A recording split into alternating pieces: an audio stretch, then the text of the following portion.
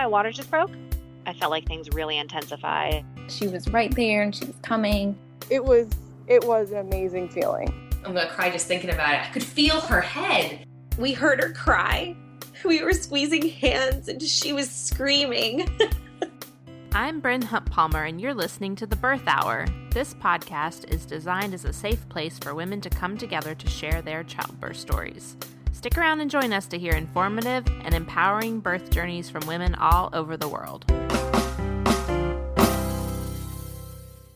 Today's guest is Sandra Peterson, who's going to be sharing her 3 births, and Sandra is one of our international mamas who lives in Sweden, so we'll get to hear about maternity care in Sweden as well as her birth stories. Hi, Sandra. Welcome to the Birth Hour. Thank you for being here today to share your birth stories. Thank you, Bryn. So happy to be here. Let's start off by having you tell us a little bit about you and your family. Sure. My name is Sandra Peterson, and I'm from the north of Sweden. I live in a town called Umeå with Eric, the love of my life, and our 3 sons.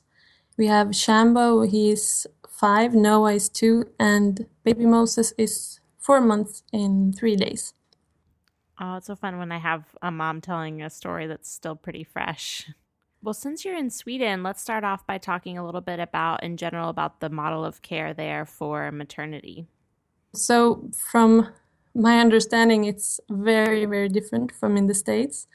Over here, we have the system is for all healthcare is that we pay a lot of taxes, but basically all healthcare is free, and that goes for all maternal care as well. On top of that, like everything is with midwives for everyone. We have health centers that are separate from the hospitals, where there are midwives, and you go there like throughout your pregnancy. And you have one midwife that does all your prenatal checkups and all of that. And if there are no complications or anything, you have only one ultrasound at around 16 weeks or so.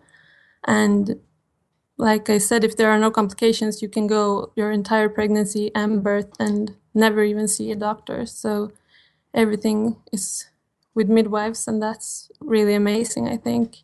And also something that is very special about the system here in Sweden is our parental leave. We get almost a year and a half paid off from work, and you can share it however you want with your partner. So you can stay home for a couple of months each, or you can even like spread it out. You don't have to take 1.5 years from the birth. You can take a few days a week for 5 years, or however you want to do it. So that's really amazing.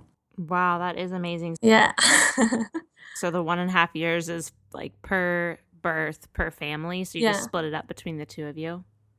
Yeah, exactly. So I've been home now for more or less 5 years, working only 6 months in total and been paid. It's not like you get your full salary, but it's salary based, and I think it's around 80% or so of what you make. That's wonderful. There's going to be a lot really of amazing. American mamas jealous to hear that for sure. We definitely need to do some work over here on that end. Yeah, I don't know how you do it. Yeah, I don't either sometimes. Well, thanks for giving us that overview. I knew it was pretty awesome over there in Sweden, so I was excited to hear about it. Let's go ahead and start talking about your first pregnancy and how planning for that birth went. So I had actually just gotten back from 6 months in India with Eric. When we got back, we didn't have a place to stay or anything because we had been away for so long. So we just went back to stay at our parents in different cities with like 4 hours drive in between. And during the time in India, I had quit my birth control. And I don't know if I had even gotten my period back. And I don't know, looking back, I can see there was a risk of getting pregnant, but I didn't really think it would happen like so quickly because I had just quit when we got back, and I was just visiting Eric for one weekend. And I remember driving back by myself in the car. I was thinking like, what if I'm pregnant now? And then 2 weeks passed and I still hadn't got my period. And I think on the 14th day exactly I went and I bought a pregnancy test, and of course it was positive. And I was pretty young. I was only 22 at the time, and to be honest, we were not in the best place in our relationship at that time. And I knew right away, like, I want to have this baby, but I wasn't really sure how Eric would react. And like I said, we weren't even living together or sure what we were gonna do. And also, I didn't want to tell him over the phone because it felt like such a big deal. And I also wanted him to be the first to know. So I couldn't tell anyone. I went for almost, I think it was 2 weeks. And then I drove to visit him again to tell him. So it was 2 weeks when I just felt like, I'm going to explode. What am I going to do? Who am I going to tell? And but it was a super big relief to finally get there and to tell him. And I'm so happy to say he was on board. And we had a lot of love for each other, and we knew it, like, we wanted to make it work, and we did. So we found a place here in Umeå, where I'm from, and moved in together, and yeah, just took it from there. And the pregnancy was, physically, it was like really good. I was young and healthy. I was practicing yoga every day and had been for like a year or so. And I had absolutely no morning sickness or any of those things. I had some, I don't know what you call it, like low iron levels in the blood. So I was tired sometimes, but I just ate some like supplies and it went back up. So physically it was really good. I thought it was tougher emotionally because everything just felt so new and it wasn't planned. And I still thought I was so young, and like we had no degrees and no great jobs, and like, wow, how is this gonna work? Yeah, but everything went really well. And I think it was because of me finding the yoga and getting really in tune with my body and really attracted to like natural way of living and listening to my intuition and my body. I just knew right away, like, this is going to be a home birth. I had never met or heard of anyone who had done a home birth in Sweden. It's super rare. I heard somewhere that it's as common as accidental home births, planned home births, and it's only like 100 a year in all of Sweden or something like that. Oh, wow. I'm so surprised by that. I was just kind of assuming with the midwifery that it would be more common. I know. So was it hard to find someone willing to do that? Yeah, it is. And it's more common in some of our neighboring countries. And I'm not sure why it's like that here in Sweden. And I was so happy to find out that there are only 2 places in all of Sweden. It's Stockholm, the capital, and Umeå, the small town where I live, where you can have midwife-assisted home births for free. That's awesome. So what were the countries nearby that... I know that it's more common in Norway and also Holland. It's not super close, but it's Western Europe anyway. Mm-hmm. I'm not really sure why it's like that in Sweden. And it's a shame because when there are so few home births, they can't really do any like studies. And from those studies, like make new guidelines for the midwives. It's just really unusual here. So I was really, really happy to find that Umeå was one of the places where I could actually have a home birth with midwives.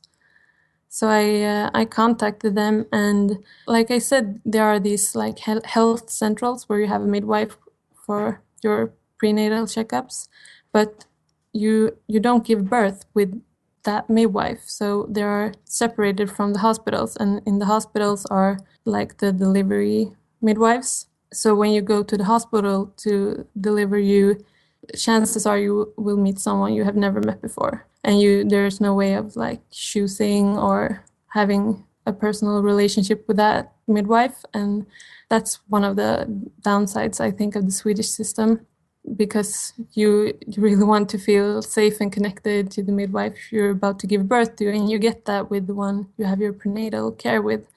But then it's like a gamble for who you will have at the hospital. But even choosing a home birth, you're still covered. Everything's financially taken care of. Yeah, it is here in Umeå and in Stockholm. That's great. that's really great because we had no money at all. So I don't know what I would have done if I would have been in another city. Yeah. Yeah. Well, what were some of the first signs that you were going into labor? I was 6 days, I think, past 6 days past my due date. And the thing with the home birth here is that there are no midwives who works only like home birth midwives. They work at the hospital delivering, and just here they just thought there should be like a home birth group. So they, outside of their regular working hours at the hospital, they make their own like schedule with on-call times. And I think there was maybe 15, 20 different midwives covering 2 weeks for me. And I got to choose the dates, but it had to be between 38 and 42 weeks.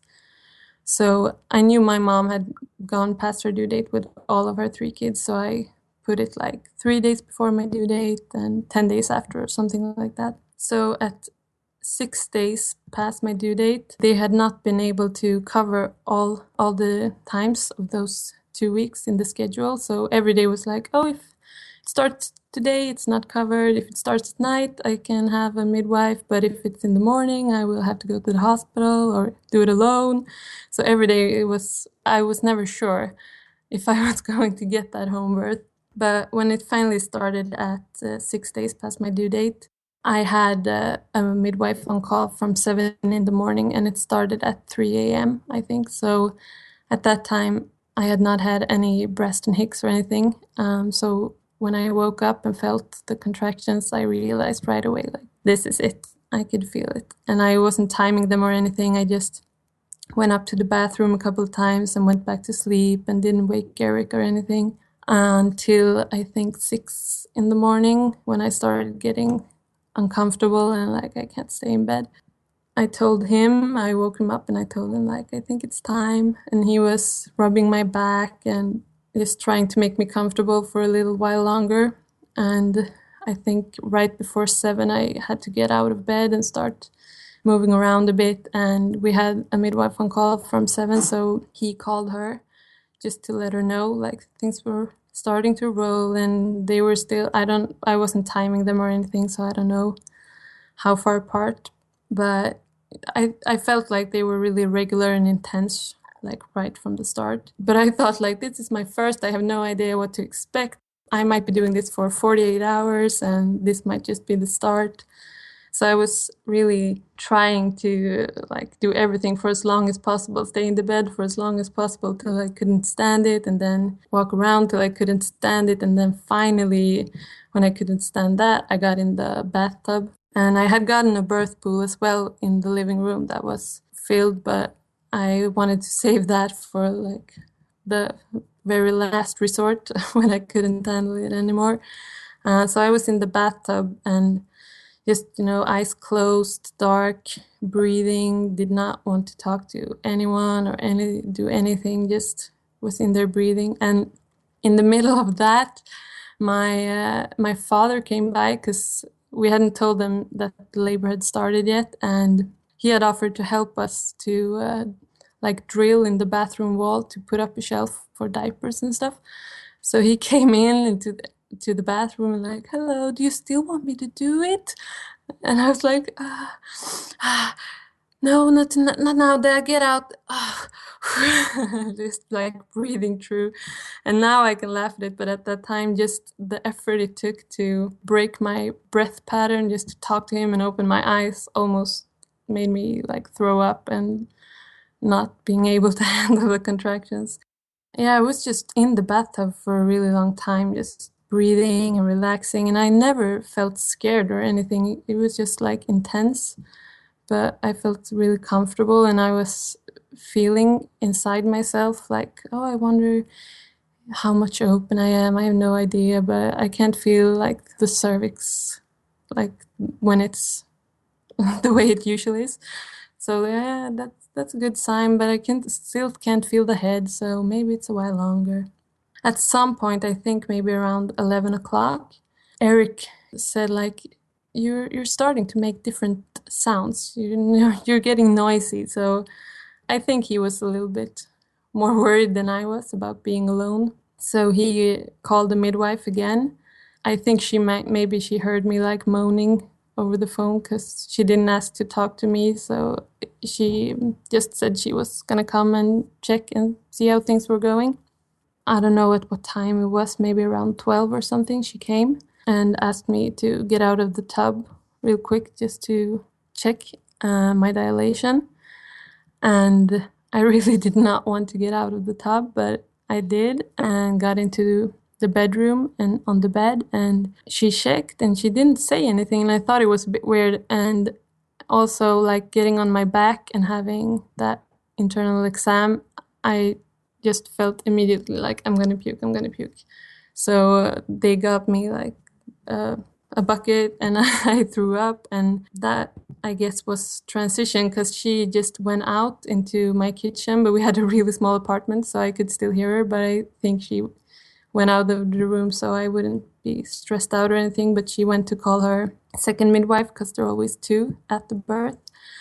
So she called and I could hear her out in the kitchen, yeah, you better get here right now. And then she came back and she said, well, so you're fully dilated and it's time to push. And that was really amazing because I had pictured like, oh, this can go on for 48 hours. It's my first, and who knows. That's awesome. Did you feel like you were ready to push? Did you like have the urge? No, not at that time. I think it was transition, I guess, because I was throwing up and all that. But it was so intense at that time. I still wasn't timing them, but they were a minute apart or something, 2 minutes maybe, and really intense. So I did not want to move. I wanted to have a water birth and be in the tub or in the pool, but like the effort it was to get out of the tub and get into the to the bedroom, I didn't want to move again, so I just stayed there. But I got on the floor and I was on my knees leaning over the birth ball. And after a while, I got really the urge to push. I just couldn't not push. And the second midwife got there as well. And I was using all of my efforts and all of my force to do the pushing, and not a single muscle that was needed for the pushing was active. And I remember I was on the ball leaning so hard, not holding myself up at all, just like leaning so hard with my head turned to one side. It felt like my neck like got locked in that direction. And when they came to give me some juice in between contractions, I remember like I was sort of joking like, oh, Eric, the next time we have to have straws at home. And the midwives were laughing like, we've never heard someone giving birth for the first time like talking positively about the next time. I think straws were part of my home birth kit, actually. Yeah, totally. So useful. Yeah, I didn't forget the next time. Yeah, and I was pushing, the water still hadn't broke. So I could feel, when I was pushing, I could feel like the head wasn't coming, but there was like a water balloon, sort of. Like with every push, it grew and it came out like a little balloon. And I don't really know when it broke. I think it was when the head actually came out. And when his head was out, the contractions, I think my body just took like a breather. And because of that, the midwives, I had been really like, I don't want any medications or anything. I just want to do it by myself. But I don't know if it was actually taking a long time. To me, it just felt like 2 minutes or something. But they were a bit stressed out, so they convinced me to have like just one shot of oxytocin, or you call it Pitocin. And I don't know, I think maybe because the home births are so rare in Umeå, it's maybe between 0 and 3 every year. So it's out of the comfort zone for the midwives as well. I think maybe at the hospital they would be comfortable waiting 1 minute more or something, but for them it's an unusual situation as well, so they were wanting to get him out. So I had one last push, and I remember Eric, I don't think he knew he was doing it, but he was making the same like primal sounds as I was, like helping me to push, like because he couldn't do anything, so he was just helping me with the sound. And he came out, and it was such a relief. I don't think I even turned around right away. I was just like, relaxed over the ball and waited to hear some sound from him. And he wasn't really screaming. He was just, and just that little small sound, just my heart exploded. It was so amazing. And then I turned around and I got him in my arms, and we got up on the bed right next to, and I delivered the placenta, and everything just went so well. They checked for tears, and I had no tears or anything, and it was just 1:00, and so 9 hours more or less from the first contraction, and I was so relieved. And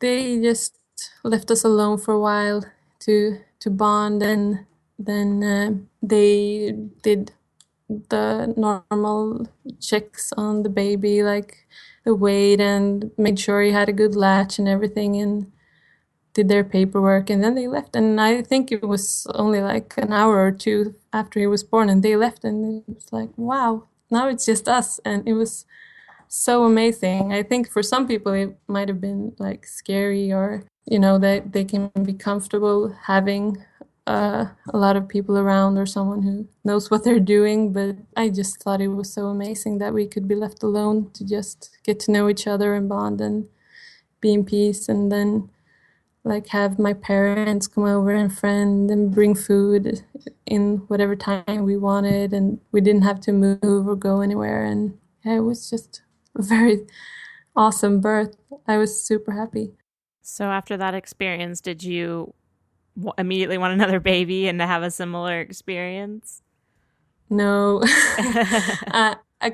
I guess I knew, like, I want my kids to have siblings, and I was so happy with the home birth, so I think I knew I wanted to do it again.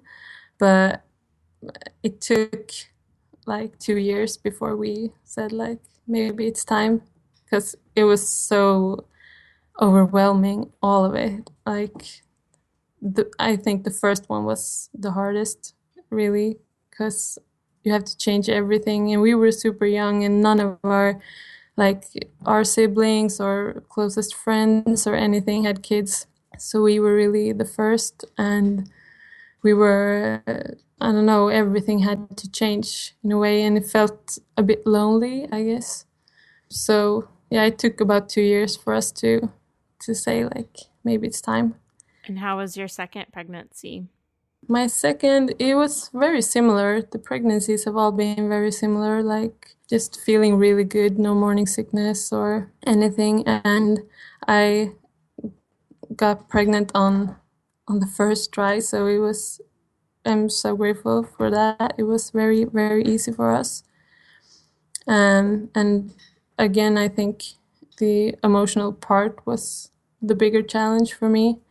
And we were moving a lot during that time also. We went for a year or so to live in the city where Eric is from. And we were moving back to Umeå actually when I was 7 months pregnant. And that was kind of tough, like carrying boxes and doing everything, and not knowing really where we were going to stay when we got here and all that. But all in all, it was a great pregnancy that time too. And were you able to work with the same midwife for the birth? I had the same midwife at the health center where I had like prenatal care, and she was amazing, very supportive. And I got to talk to the same, like the home birth group. They're basically the same, but since they're on call on the side of their regular work at the hospital, you never know who's gonna come. But I ended up having actually the same one of the same as the first time.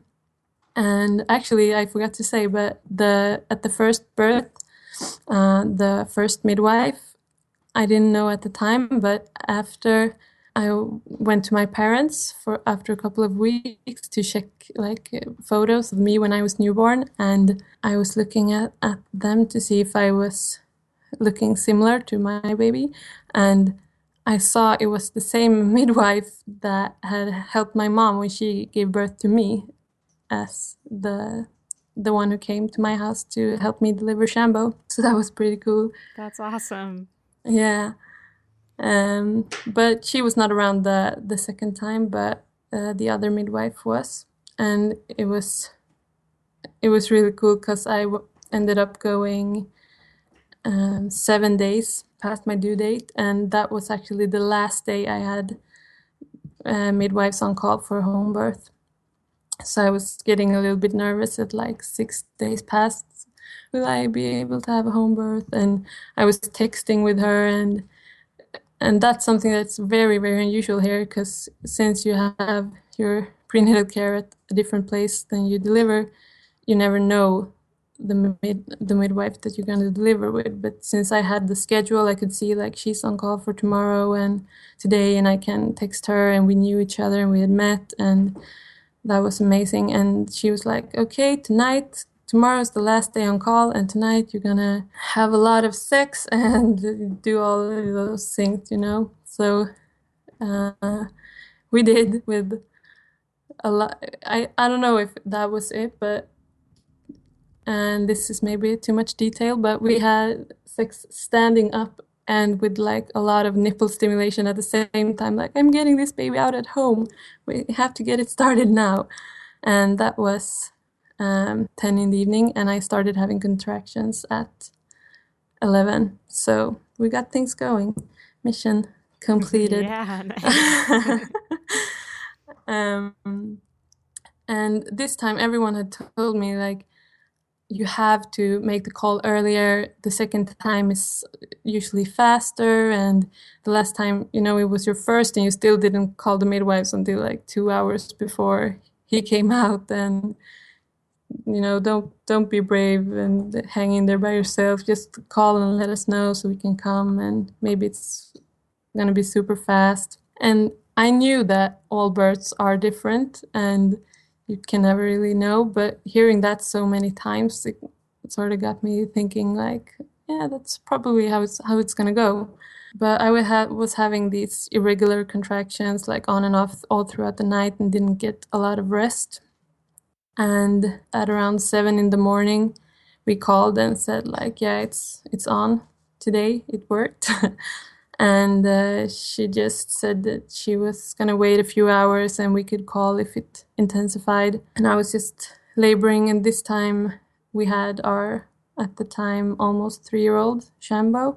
So I called my mom as well to tell her to take the day off and come, because we had planned for Shambo to be at the birth, but for my mom to be here as well too, because we didn't know how he was going to react or anything, or how I was going to react to having him there. So she was going to be responsible for him, but if he wanted to and if I wanted to and all worked out, he could be present. So she came right away, and we all felt oh, now it's only a few hours left. And in this labor, I had the need to move a lot, swaying my hips and walking and rocking and always moving. And it started to get really uncomfortable at around midday.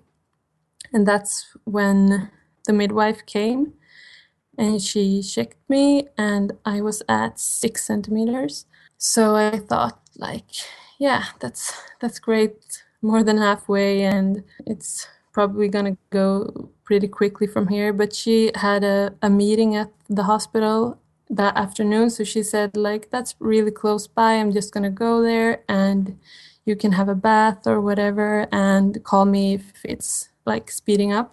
So I did. I went and I had a bath, and I was way more uncomfortable in the bathtub this time. And because I had been so comfortable there the first time, we hadn't even bothered to blow up or fill the pool. So I only had the bathtub, and this time I was really uncomfortable there because I had the need to really move all the time, and it just felt like too little space in the tub. So I wasn't real comfortable, and the midwife went to the meeting, and then she came back, and it was, I don't know what time it was, but maybe 4 in the afternoon. And she checked me and I was still at 6 centimeters. And that, I don't know, because everyone had told me it would be so fast, like I had both the image of that and anticipating that, but also I don't think I was making sure I got enough rest or enough to eat and drink and everything. I was just like, oh, now it started and now it's almost coming out.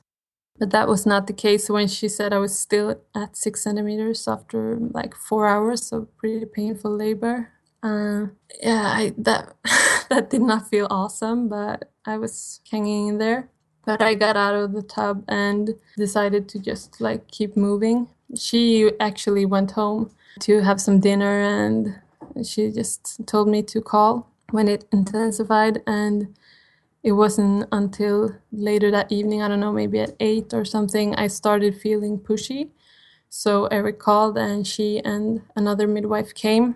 She checked again and I'm not sure how much dilated I was, but she said that he was still too high to be pushing. So I think I was at 9 or 10, but that he was quite high up. So it wasn't really any use in pushing. That was just like wasting energy. But at that point, it sort of felt good to push. Like I had the urge and it sort of felt good because that would mean actually doing something.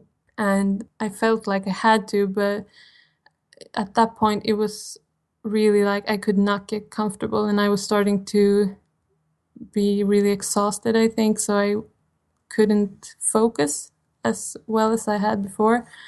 So I was just changing positions all the time and not getting comfortable and feeling like I wanted to push, but I couldn't. And after a while, I was just exhausting. I was shaking and they just told me like, you just need to rest. So I had a mattress on the floor and I lay down on my side and they put blankets over me because I was shaking. And I just, at that time, I just think I sort of not gave up, but surrendered to like, I can't do it like this. I just need to breathe and let him come. So I really did my best to relax and not push, but towards the end of each contraction, it just came like this, the primal sound of it. Like, and after a while like that, there was a huge splash, and that was the water breaking. And like the midwives were sitting at my kitchen table right next to me and just like flew up from the sound. I don't know if they realized what it was, but it was such a like big sound. And from when the water broke, that just totally changed the intensity and the sense of the contraction. So I just crawled up on all fours on top of the ball again, like I had with my first, and started pushing. And it was the most intense sensation I've ever felt in my entire life. But it was, I think, only a few pushes after the water broke and he came out. Yeah, they checked and make sure everything was okay. And this time as well, I got a shot of Pitocin, but this time after, because she thought I was bleeding quite a lot after I had delivered the placenta. And then they weighed him and everyone was in shock. And I realized why it had been so painful and why it had taken so long time, because he was almost 12 pounds. 5.3 kilos. Wow. Yeah, 11 pounds, 11 ounces. So, and he wasn't like super chubby because he was really tall as well, like 1 foot 11 inches. So he was like just a super big baby. Yeah. And I don't know how I did it, but then I didn't even tear. It was really amazing. I don't know if I just have a super vagina or if it's I did like perineal oil massage like for months before all my births, and I don't know if that helped, but maybe it did. Yeah, it sounds like it did. Yeah. So that was really cool. But then it did not really go as I had hoped, because I was just finally, after almost 24 hours of labor, I really just wanted my baby and relax. And I was just like the first time, I was never afraid. I just felt like everything is well and he's well and I'm okay. But the policy in Sweden is that all babies over, I think, 5 kilos, so I'm not sure what that is in pounds, but maybe 10 or 11 pounds. They worry that the mother don't have enough milk and that the blood sugar might drop for the baby. So they want to keep them overnight to make sure. And my midwife was like, "Oh, I'm sure he's fine and everything, but it's my duty to call the hospital and let them know and let the doctor make the call." And she was hoping I would get to stay home, but the doctor was like, "No, she has to come in and we have to check the baby throughout the night." So after 24 hours of labor and birthing an almost 12-pound baby, and it was in the middle of winter and in the middle of the night, and I had to take a shower and put on my clothes and put on the baby clothes and get out into the car and drive to the hospital and stay for that night and the night after. And they wanted to just give him formula right away, and I just knew like my body can birth these big babies, obviously, and I know that both my and Eric's family have really big babies, and I don't think there's anything wrong. And I know I have a lot of milk, and it came in really quick the first time, and I wasn't really worried. So I convinced them to, instead of just feeding him formula to make sure, instead they would come in and check his blood sugar throughout the night.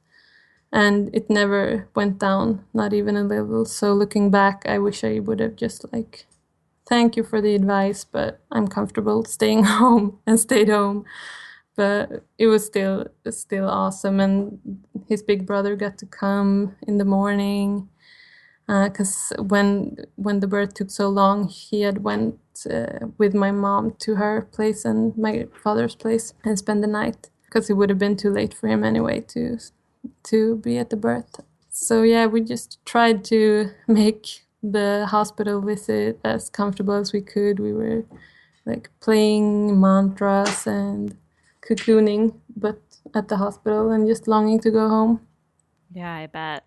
Yeah, and it was actually the midwife's suggestion to name him Noah, because they were like, "We have never seen such a big baby and such a big placenta and so much water. He came with a flood. You have to call him Noah," because it was really a flood. That's Everything funny. was big. Yeah. Wow. So when you got pregnant a third time, did you think you were going to have another huge baby, and did it change your birth plans at all, or? I was worried that, because the thing is that to be able to have a home birth, like I said, we normally only have one ultrasound all throughout pregnancy, but to get cleared for home birth, you have one more in like week 37, 38 towards the end, where they guess how big the baby is and everything and make sure everything's fine and it's head down and everything. And with Noah, for some reason, we had the second ultrasound, but they didn't check his weight. I don't know if they were just stressed or forgot or whatever. But so if they had, I don't think I would have been cleared for having a home birth.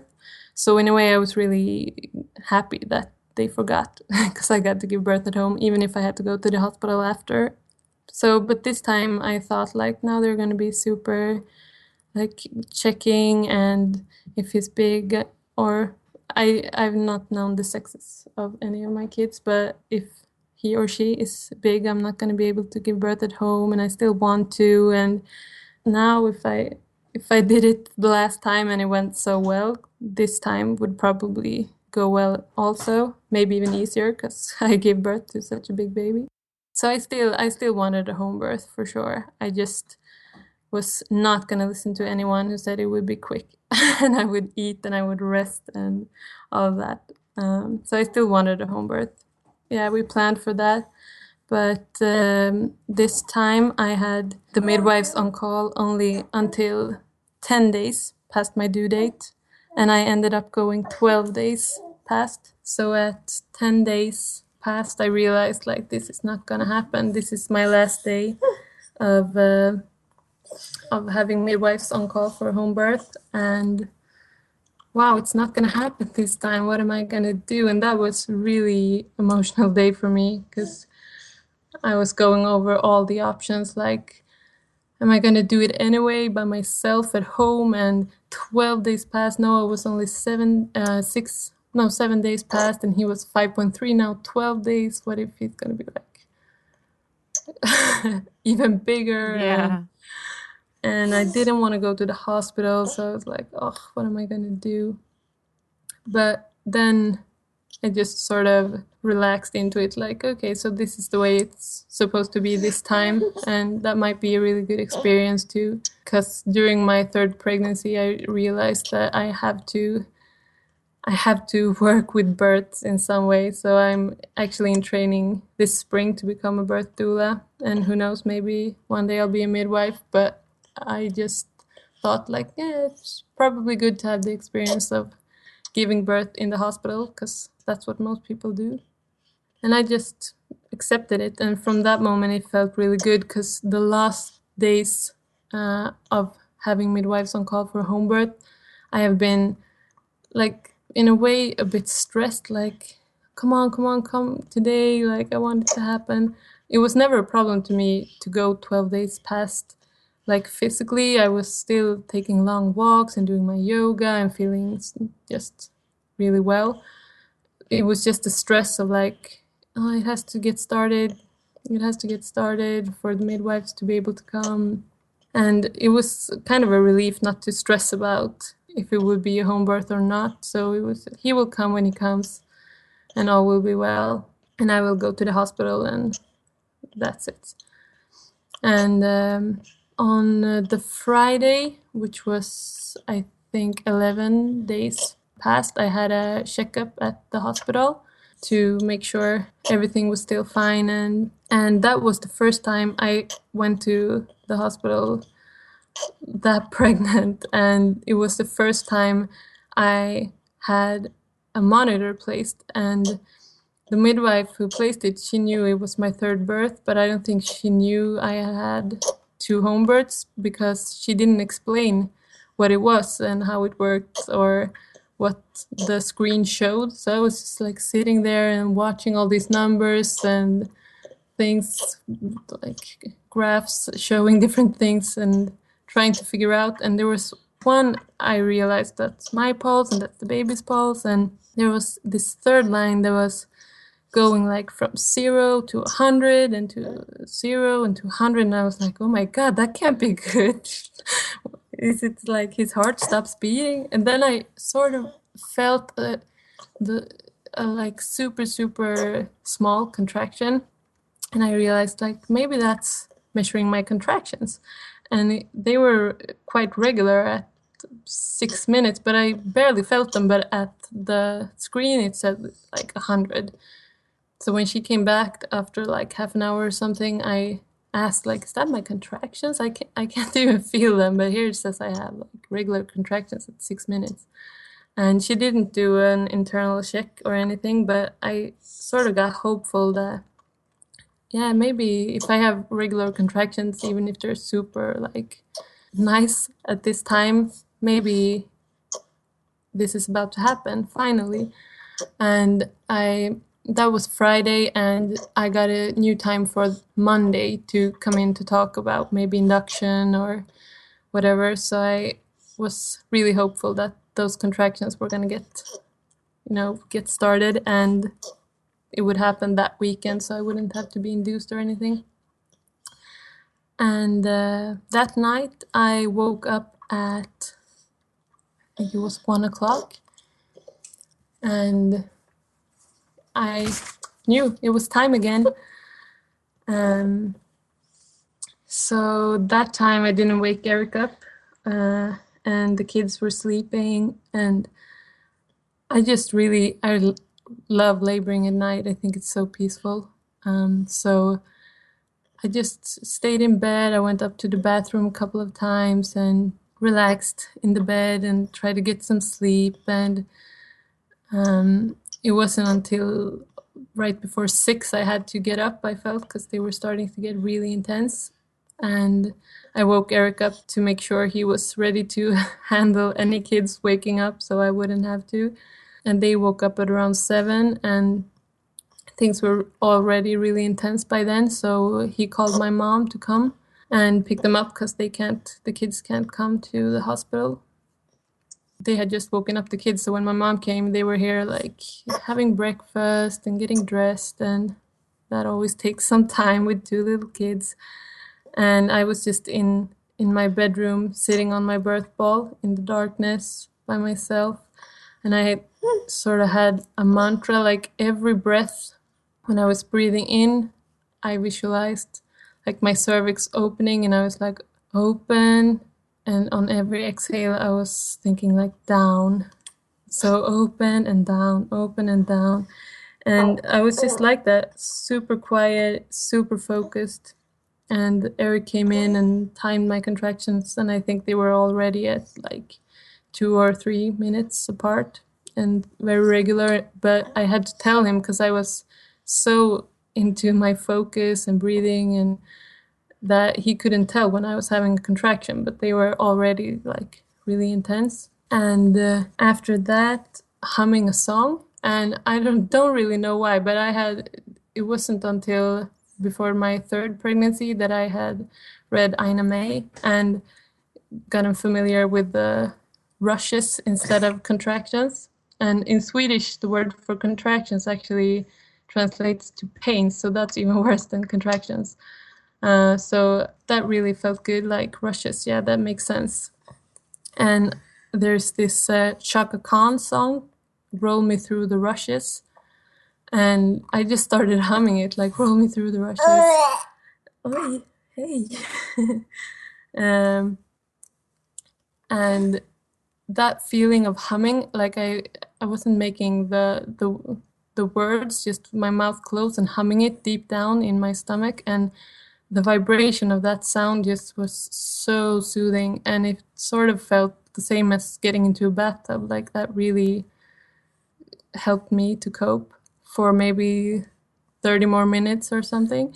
And then that didn't help enough either, so Eric had to come and rub my back, and he still couldn't really tell when I was having contractions because I was so focused. So I was just like, now start and don't stop. And if he was like changing directions or pushing too hard or not hard enough, I was like, no, not like that. And not very polite. And my mom came in and she was like, how's it going? Maybe you should get ready, or you're gonna have a home birth anyway. So we called the hospital, and one funny thing was that basically all the midwives at the delivery at the hospital had been on the on-call list for the home birth. So they knew who I was when I called, and they was like, oh, finally. Oh, too bad it wasn't earlier. I was on the on-call list, and you know what to do. Just come in when you feel like it's time, and we'll be here and we'll prepare a room. So I wouldn't have to go through triage or anything. And at that point, we decided it was time to leave, but I still wasn't dressed or anything. And the contractions were really tight together. So it was like from the time we decided to leave until we actually left was maybe 45 minutes, because I was like, one sock, contraction, the other sock, contraction, sweater, contraction, stand up, contraction, one shoe, contraction. And it was, so everything took a lot of time. And fortunately, the hospital is really close. It's only maybe 5 minutes drive. And we got there at 9 in the morning. So 8 hours after the first contraction.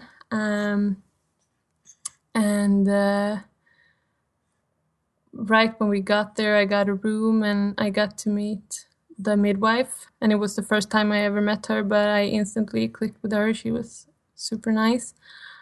And I got into the room and I said I wanted to go to the bathroom, and right away I puked. So I had done that with Noah and Shambo as well, so I knew like maybe it's getting close. But then she checked me and I was at 6 centimeters and he was quite high up. So I got flashbacks from the last birth with Noah. And I thought like, oh, maybe it's getting stalled like the last time. And I was at 6 centimeters for so long. But we decided to take a bath. There was a separate room with a bathtub. And fortunately, no one else was in there. So I could get in. And the water was still filling up when I got in. Because I didn't want to wait for it to fill up. And I got in, and after just maybe 2 contractions in the water, the water broke, and immediately, just like with Noah, from the water breaking, the contractions just really shifted into like super need to push, and I got on all fours because that just seems to be what my body wants to do, and I pushed and he came out, and the midwife had went to pick something up and she just came back in time to catch him. And I wanted to give birth in the water because I hadn't with any of the first. And he came out in the tub, but the water was still filling up and I was on all fours. So he still came out untouched, like over the water. And she pulled the plug really quick. Do you want to join too?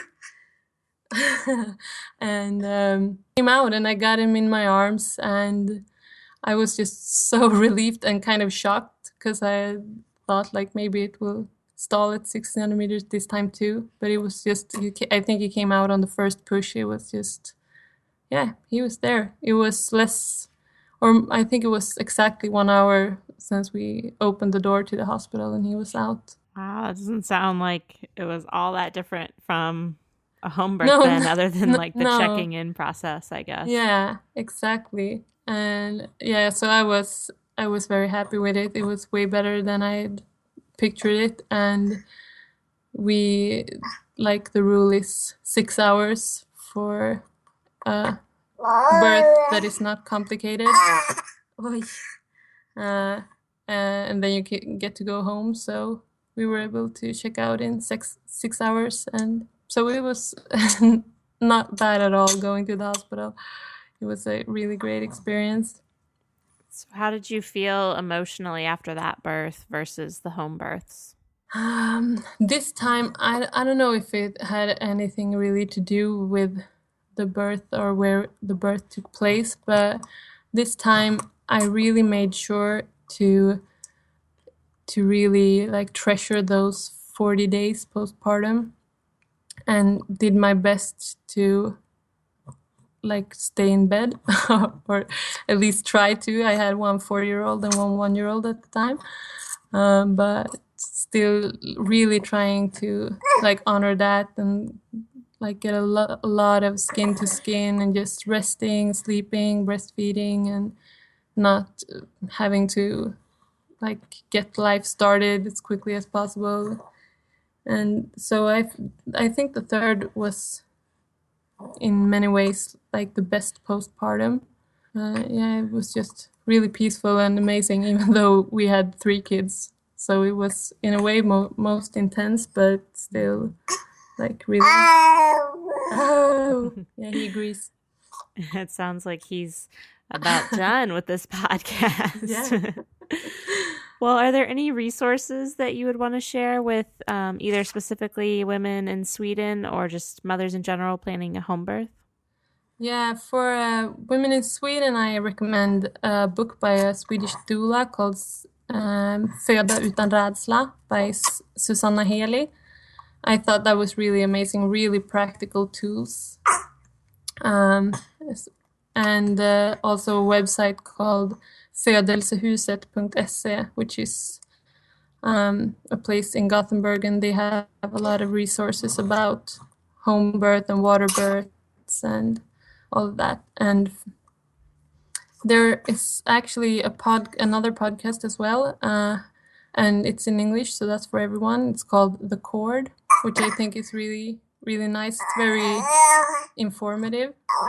And then just like watch a lot of birth videos. I watched so many hours of all kinds of birth videos just on YouTube, just to like reprogram my mind and see how it actually happens and what's possible. And because you don't see it and you don't really hear about it, and what you see is most of the time maybe not what you want. So I thought it was really good to just see a lot of births to like get my mind to understand that it's possible and how it can happen. Yeah, So definitely. that I was was the same amazing. way. I Yeah. love the birth videos, and I cry at every single one of them. Yeah, I know. Every single one. And they're so different, and it's amazing just to see like it can happen in so many ways and you still cry at all of them because they're so powerful and beautiful. Oh, I heard that burp. Sandra, can you tell listeners where they can find you online? Yeah, sure. Right now I'm most active on Instagram at Life Mother, and I'm also in the process of launching lifemother.com. And I just have to quickly share the story of why the name Life Mother, because it's so amazing. It's the Swedish word for uterus is livmoder, and that literally translates to life mother. And I think it's just the most beautiful word in our language. So, and that's going to be a blog and a lot of resources, like through my doula training and yoga and everything for mothers and just all of motherhood. That's so cool. So how Yeah. long is the doula training there? It's for a couple of months, but it's like on distance because it's in another city. So it's just 2 weekends, and then I'll study at home and be at a few births, and I'll be finished, I think, in May. That's exciting. And then you're Yeah. considering midwifery in the future as well? We'll see. I just know that like I can't keep having babies forever, and I don't want to like stop being present at births. So I have to find a way that feels good for me to be present at birth and Yes. not giving birth myself. I can totally relate. That's pretty much how the podcast came about Yeah. for me, is I felt the same way, but now managing the Birth Hour Instagram account and all those beautiful Yeah. photos, I just like want another baby every day. So it's hard to be around birth. It makes you still want babies. Yeah, I know. Yeah, I don't know if I'm finished. We'll see. We'll take a break at least, and then we'll see. Yeah. Well, keep us posted on that, and we will follow along on Instagram and check out your new website. Well, thank you so much, Sandra, for taking the time tonight. I know it's late there. Yeah. And I just really enjoyed hearing both about, pregnancy and birth in Sweden in general, and also your 3 beautiful stories. Yeah, thank you. It was so much fun. Thanks again, Sandra. If you want to connect with Sandra, we'll link to her website and social media information from her show notes page on thebirthhour.com. And you can connect with me on Instagram at thebirthhour. Thanks so much for listening. If you enjoyed today's show, head to thebirthhour.com to sign up for our newsletter. And if you really like the show, please subscribe and leave a review in iTunes. I'm Bryn Hunt Palmer, and you've been listening to another episode of The Birth Hour. Thanks again.